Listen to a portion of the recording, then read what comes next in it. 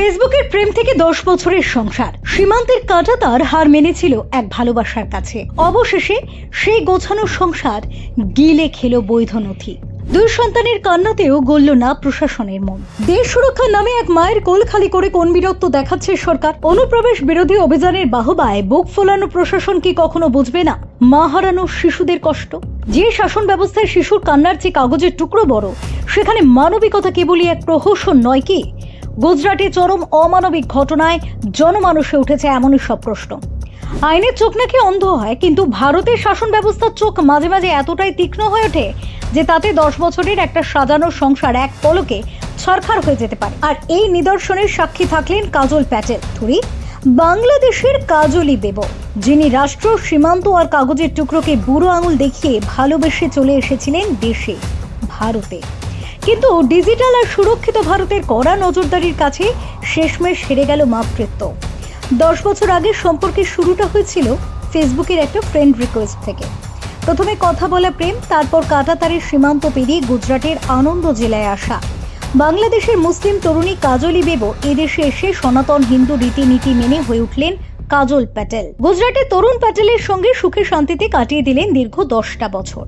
আর এই সংসার জীবনে কোল আলো করে এলো 2টি ফুটফুটে পুত্র সন্তান। কিন্তু আফসোস, প্রশাসন ভালোবাসা বোঝে না, তারা বোঝে কাগজ। সম্প্রতি গুজরাট পুলিশের এক মহান অবৈধ অনুপ্রবেশ বিরোধী অভিযানে বিপজ্জনক অপরাধী তথা কাজল প্যাটেল ধরা পড়েছেন।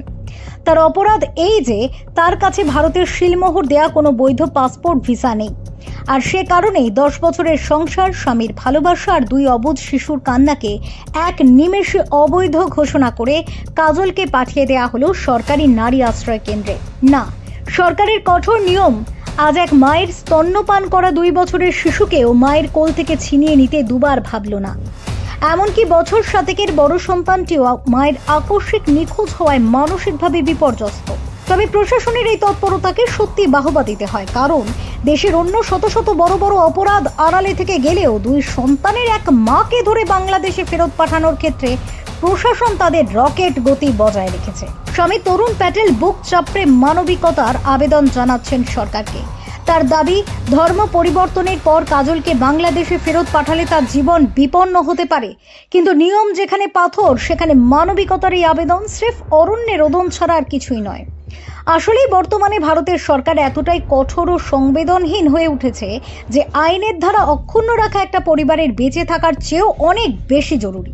আর তাতেই প্রশ্ন উঠেছে, একটা দেশের নিরাপত্তা কি এতটাই নড়বড়ে যে 10 বছর ধরে শান্তিতে সংসার করা একজন গৃহবধূকে তাড়িয়ে না দিলে সেই নিরাপত্তা ভেঙে পড়বে? একটা শিশুর কান্নার চেয়ে ফাইলের লাল ফিতের বাঁধন এত বেশি গুরুত্বপূর্ণ? ইতিমধ্যে কাজল প্যাটেলকে বাংলাদেশে ফেরত পাঠানোর আইনি প্রস্তুতি প্রায় চূড়ান্ত হতে শুরু করেছে। তবে এমন ঘটনায় মা হারা 2 শিশুর ভবিষ্যৎ এখন কোন অন্ধকারে তলিয়ে যাবে তা কারোরই জানা নেই।